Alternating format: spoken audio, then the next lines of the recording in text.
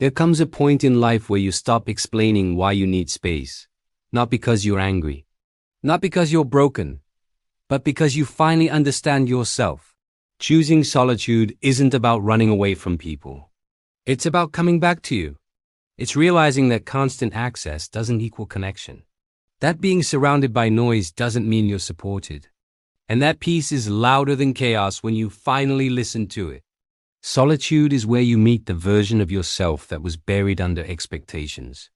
The one who was always available, always understanding, always giving even when it cost you rest, clarity, and joy. When you choose solitude intentionally, you stop performing. You stop over-explaining. You stop shrinking to fit into spaces that never held you fully. You begin to hear your own thoughts again. Not the ones shaped by opinions, not the ones influenced by pressure, but the honest ones, the quiet truths that only show up when the world goes silent. Solitude teaches you discernment. It shows you who drains you and who nourishes you, who only shows up when it's convenient and who respects your boundaries even in your absence.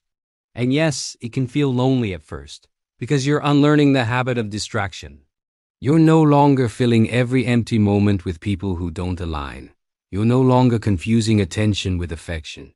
But that loneliness doesn't last. What replaces it is self-trust, emotional safety, a calm that doesn't need validation.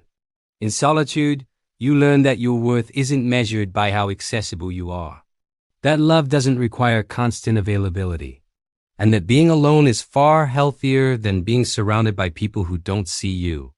Choosing solitude intentionally is choosing growth over comfort, depth over familiarity, peace over people-pleasing.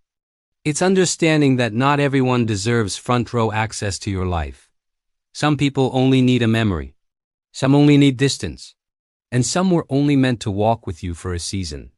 Solitude isn't isolation, it's preparation.